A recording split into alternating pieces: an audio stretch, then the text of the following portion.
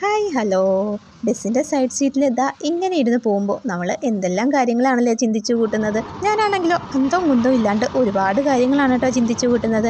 ബസ്സിലൊരു ചെറിയ പാട്ട് കൂടി ഇട്ടിട്ടുണ്ടെങ്കിലോ പിന്നെ പറയണ്ട. നിങ്ങളും അങ്ങനെ തന്നെയല്ലേ ബസ് യാത്രയിൽ എന്തെല്ലാം കാര്യങ്ങൾ ആലോചിക്കുന്നത്. കുറേ നാൾക്ക് ശേഷമാണ് കേട്ടോ ഇങ്ങനൊരു യാത്ര. എന്തായാലും പറഞ്ഞു തീർന്നപ്പോഴേക്കും ബസ് സ്റ്റോപ്പ് എത്തി. ഞാനങ്ങ് നടക്കുവാണേ. സമയം ഏതാണ്ട് 9 മണി കഴിഞ്ഞിട്ടേ ഉള്ളൂ കേട്ടോ. അതുകൊണ്ട് അധികം വെയിലൊന്നും ഉണ്ടായിരുന്നില്ല.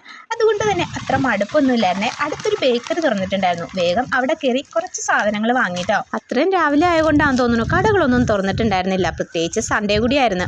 അധികം ആളും ഉണ്ടായിരുന്നില്ല. ആകെ വിജനമായി അങ്ങനെ കിടക്കുമായിരുന്നു കേട്ടോ. അങ്ങനെ നടന്ന് ഞാൻ ബോട്ടിയെട്ടിയിൽ എത്തിട്ടോ. ഇതാണ് പാണാവള്ളി ബോട്ടിയെട്ടി.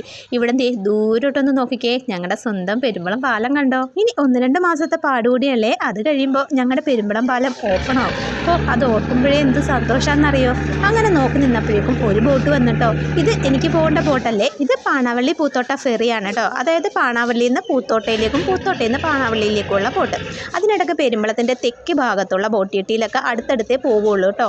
ജങ്കാറും വരുന്നുണ്ടായിരുന്നേ. ജങ്കാറ് കുറച്ച് ലേറ്റായിട്ടേ പോവുള്ളൂ. അതുകൊണ്ട് ഞാൻ ജങ്കാറിൽ കയറിയില്ല. പിന്നെ അല്ലെങ്കിലും എനിക്ക് പൊതുവേ മടിയാണ് കേട്ടോ. തനിയാണെങ്കിൽ ജങ്കാറിൽ പോകാൻ, വണ്ടിക്കാണെങ്കിൽ ജങ്കാറിൽ പോയല്ലേ പറ്റുള്ളൂ. അല്ലെങ്കിൽ ബോട്ടിന് പോകുന്ന അസുഖം. പൂത്തോട്ടം ബോട്ട് വിടാറായപ്പോഴേക്കും ആൾക്കാരൊക്കെ കയറി തുടങ്ങിയേ. അത് കഴിഞ്ഞപ്പോഴേക്കും പെട്ടെന്ന് തന്നെ ഞങ്ങളുടെ പാണാവള്ളി ബോട്ട് വന്നിട്ടോ. ഇത് പാണാവള്ളി പെരുമ്പളം ഫെറിയാണേ. ബോട്ടിൽ കയറാൻ കുറച്ച് ആൾക്കാരൊക്കെ ഉണ്ടായിരുന്നു കേട്ടോ. അവരുടെ കൂടെ ഞാനും പോയേ. ഈ ബോട്ട് വന്നു കഴിഞ്ഞാൽ അധിക സമയമൊന്നും കിടക്കില്ല കേട്ടോ. ആളെ ഇറക്കി ഒരു ഇച്ചിരി സമയം കിടന്നു കഴിഞ്ഞ് പെട്ടെന്ന് പോവേ. അതുകൊണ്ട് വേഗം എല്ലാവരും കയറിയേ. എല്ലാവരും കയറിയ പുറകെ ബോട്ട് വിട്ടു. അധികം വെയിലൊന്നും ഇല്ലാത്തതുകൊണ്ട് തന്നെ നല്ല സുഖമായിരുന്നു കേട്ടോ ഈ രാവിലത്തെ ബോട്ട് യാത്ര. ചൂടില്ല, വെയിലില്ല, പിന്നെ എനിക്കത്ര ധൃതിയുമില്ല. അയ്യോ എത്തുന്നില്ലല്ലോ, ഇനി എത്ര സമയം പിടിക്കും, അങ്ങനെയുള്ള ചിന്തയൊന്നും ഇല്ല കേട്ടോ. 6 രൂപ എടുത്ത് കയ്യിൽ വെച്ചിട്ടുണ്ടേ. ബോട്ട് മാഷ് വരുന്നുണ്ട് ടിക്കറ്റ് എടുക്കാൻ. പണ്ടൊക്കെ ഞാൻ എപ്പോഴും വിചാരിക്കുമായിരുന്നു ഈ ബോട്ടിൽ ജോലിയുള്ളവർക്ക് എന്ത് സുഖമാണെന്ന്. മാസത്തിൽ 15 ദിവസം മാത്രം ജോലി ചെയ്താൽ മതിയേ. ഇവർക്ക് ഉച്ചക്ക് 1 മണിയുടെ ട്രിപ്പിന് കയറിയാൽ പിറ്റേ ദിവസം ഉച്ചക്ക് 1 മണിയുടെ ട്രിപ്പ് വരെയാണ് കേട്ടോ വർക്ക്. അത് കഴിയുമ്പോൾ ഇവർക്ക് ഇറങ്ങാം. പിന്നെ അടുത്ത ദിവസം ഉച്ചക്ക് കയറിയാൽ മതി. അപ്പോൾ അത്രയും സമയമുണ്ടല്ലോ. അപ്പം ഞാൻ ഓർക്കും എന്ത് സുഖമാണല്ലേ, ബോട്ടിൽ ജോലി കിട്ടിയാൽ മതിയായിരുന്നു എന്നൊക്കെ. പക്ഷേ അവരുടെ ജോലിക്കും അവരുടേതായ തിരക്കുണ്ടല്ലോ. അതൊക്കെ ഒരുപാട് കാലം കഴിഞ്ഞാണ് കേട്ടോ എനിക്ക് മനസ്സിലായി തുടങ്ങിയത്. അങ്ങനെ ബോട്ടിറങ്ങി നടക്കുവാണേ. ഞാൻ അത്യാവശ്യം സീരിയസ് ആയിട്ടൊക്കെ നടക്കുന്നത് എന്താണെന്നറിയോ. ആൾക്കാർ ഓർക്കൂലേ ഇതന്നെ ഈ പെങ്കൊച്ചിങ്ങനെ ചിരിച്ചോണ്ട് പോണേ, ഈ നാട്ടിൽ നിന്ന് പോകും വരെ ഇതിന് കുഴപ്പമൊന്നും ഇല്ലായിരുന്നല്ലോ, ഇപ്പം ഇതിനെന്തോ കുഴപ്പമുണ്ടല്ലോ എന്നൊക്കെ. അതുകൊണ്ടാണ് കേട്ടോ ചിരിക്കാനൊക്കെ ഒരു മടി. അങ്ങനെ നടന്ന് ഞാൻ ദാ എൻ്റെ വീട്ടിലെത്തി. ഇപ്പോഴാണ് ഞാൻ പറയുന്നതല്ലേ ഞാൻ എവിടെ പോയതാണെന്ന്. അതെ, ഞാൻ എൻ്റെ വീട്ടിലേക്ക് പോയതാണേ. കുറേ പേർക്കൊക്കെ മനസ്സിലാവും. ബോട്ടിയെട്ടിയിൽ എത്തിയപ്പോൾ തന്നെ മനസ്സിലായി കാണും, ഇത് പെരുമ്പളത്തേക്ക് പോവുകയാണ്, ഇവളുടെ വീട് പെരുമ്പളത്താണല്ലോ എന്ന്. അറിയാത്തവർക്ക് വേണ്ടി ഒരു കുഞ്ഞ് സർപ്രൈസ് വെച്ചതാണ് കേട്ടോ. ഇനി എന്തിനാ വന്നേന്നുള്ളത് അതും ഒരു കുഞ്ഞ് സർപ്രൈസ് പതിയെ കാണാവേ. വീട്ടിൽ നിറച്ച് പൂ ഇങ്ങനെ ഉണ്ടായി നിൽപ്പുണ്ട് കേട്ടോ. ഇത് കടലാസ് പൂ 3-4 കളറുണ്ട്. അമ്മ അത്യാവശ്യം നല്ലൊരു ഗാർഡനർ കൂടിയാണ് കേട്ടോ. നിറച്ച് പൂക്കളൊക്കെ വെച്ചിങ്ങനെ പിടിപ്പിക്കും. ഇതെന്ത് ചെടിയാണെന്ന് എനിക്കറിയില്ല, പക്ഷേ നല്ല ഭംഗിയുള്ള പൂക്കളാണ്.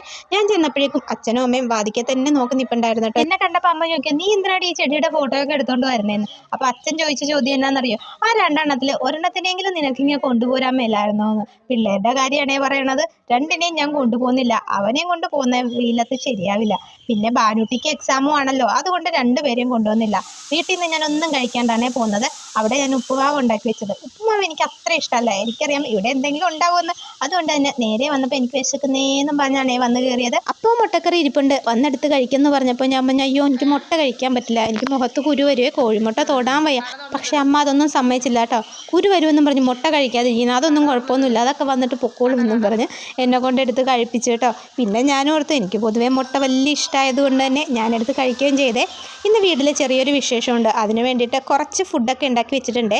ഇത് ചിക്കൻ കറിയാണ്. ചിക്കൻ കറി എന്ന് പറയുന്നില്ല, ഒരുതരം ചിക്കൻ ചുക്ക പോലെ, അധികം ചാറൊന്നും ഇല്ലാണ്ട് തിക്ക് ഗ്രേവി ആയിട്ട് എടുത്ത ചിക്കൻ ചുക്ക. പിന്നെ മീൻ കറി കേട്ടോ. ഇത് കായലിലെ വറ്റ മീനാണ് കേട്ടോ. ഇന്നലെ തന്നെ അമ്മ മേടിച്ചോണ്ട് വന്നായിരുന്നേ. എന്നിട്ട് കറി വെച്ചിട്ടുണ്ടായിരുന്നു. പിന്നെ ചീരത്തോരൻ, ഇത് ഞാൻ റെഡിയാക്കിയതാണ് കേട്ടോ. വന്നു കഴിഞ്ഞ് ചെയ്തതാണേ. ചീരത്തോരൻ വെച്ചു. പിന്നെ സാമ്പാർ ഉണ്ടാക്കിയിട്ടുണ്ടായിരുന്നു. അതൊക്കെയാണ് ഇന്നത്തെ ഫുഡ്. എല്ലാം പാവം അമ്മ ഒറ്റക്ക് ചെയ്തതാണേ. ഞാൻ ചെന്നാൽ ചീരത്തോരൻ മാത്രമേ വെച്ചിട്ടുണ്ടായിരുന്നുള്ളൂ.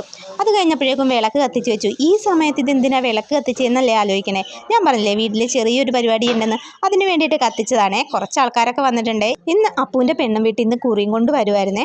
അവരൊരു 3-4 പേരുണ്ടായിരുന്നു. പിന്നെ അച്ഛൻ്റെ 2 അനിയന്മാരും. അച്ഛൻ്റെ അനിയനാണ് കുറി മേടിച്ചതേ. അതിലൊരു കഥയും കൂടിയുണ്ട്. എൻ്റെ അച്ഛൻ നല്ലൊരു നിരീശ്വരവാദിയാണ്, ഒന്നാന്തരം ഒരു കമ്മ്യൂണിസ്റ്റുകാരൻ. അതുകൊണ്ട് തന്നെ അമ്പലവിശ്വാസം, ഈശ്വരവിശ്വാസം വിശ്വാസം അങ്ങനെ ഒരു പരിപാടിയും അച്ഛനില്ല. ജാതി മതപരമായിട്ടുള്ള ഒരു ചടങ്ങുകളിലും അച്ഛന് വിശ്വാസവും ഇല്ല കേട്ടോ. എൻ്റെ കല്യാണത്തിന് ഈ ചടങ്ങുകളൊന്നും ഉണ്ടായിരുന്നില്ല. ഈ കുറി കൊണ്ടുവരലും കൊടുക്കലും എൻ്റെ കല്യാണത്തിന് ജാതി മതപരമായിട്ടുള്ള ചടങ്ങുകളൊന്നും ഉണ്ടായിരുന്നില്ലേ. എന്തിന് ഒരു ശാന്തി പോലും ഉണ്ടായിരുന്നില്ല. താലി എടുത്തു തന്നാണെങ്കിലോ അച്ഛൻ്റെ പരിചയത്തിലുള്ള ഒരു മെയിൻ പാർട്ടിക്കാരനായിരുന്നു കേട്ടോ എടുത്തു തന്നത്. അങ്ങനെയായിരുന്നു എൻ്റെ കല്യാണം. ഈ അങ്ങോട്ട് മലയിടൽ ഇങ്ങോട്ട് മലയിടൽ എന്നൊക്കെ പറയുന്നത് പോലെ. പക്ഷേ കുഞ്ഞുവിൻ്റെ വീട്ടിൽ എല്ലാ വിശ്വാസങ്ങളും ഉണ്ടായിരുന്നു കേട്ടോ. സാധാരണ പെണ്ണും വീട്ടുകാരല്ലേ കല്യാണം നടത്തുന്നത്, അതുകൊണ്ട് ആ ഒരു രീതിക്ക് കല്യാണം നടത്തി. ഇതിപ്പോൾ പെണ്ണും വീട്ടുകാർ നടത്തുന്നത് കൊണ്ട് അവരുടെ രീതിക്ക് ഇതെല്ലാം ഉള്ളതുകൊണ്ട് അച്ഛനങ്ങ് നിന്ന് തന്നു എന്ന് മാത്രമേ വലിയ താല്പര്യമൊന്നും ഉണ്ടായിരുന്നില്ല. അച്ഛൻ അച്ഛൻ്റെതായ വിശ്വാസത്തിൽ ഉറച്ചു നിൽക്കുന്ന ഒരാളാണേ. അങ്ങനെ ചടങ്ങൊക്കെ കഴിഞ്ഞ് അവരെല്ലാവരും ഫുഡ് കഴിച്ചൊക്കെ കഴിഞ്ഞിട്ടാണ് കേട്ടോ പോയത്. അതിനൊക്കെ ശേഷം കുറച്ച് കഴിഞ്ഞപ്പോൾ ഞാനും പോന്നേ. എല്ലാ പെണ്ണുങ്ങളും സ്വന്തം വീട്ടിൽ നിന്ന് തിരിച്ചു വരുമ്പോൾ ഒരു ലോഡ് സാധനങ്ങളൊക്കെ ആയിട്ടാണല്ലോ വന്നെ. അത് അവരുടെ ഒരു സന്തോഷമാണല്ലോ. ആ ഒരു സന്തോഷം പോലെ ഞാനും അവിടെ കിട്ടിയതൊക്കെ പിറക്കിക്കൊണ്ട് പോകുന്നൊന്നുമില്ല കേട്ടോ. എല്ലാം തന്നു വിട്ടതാണേ. എന്തിന് അന്നേരം ഉണ്ടാക്കിയ അപ്പം വരെയും തന്നു വിട്ടു. പിള്ളേർക്ക് കൊണ്ടുപോയി കൊടുക്കുന്ന കല്യാണം കഴിഞ്ഞ എല്ലാവരുടെയും ചുണ്ടിൽ ഇപ്പോൾ ഇത് കണ്ടപ്പോൾ ഒരു ചിരി വന്നില്ലേ.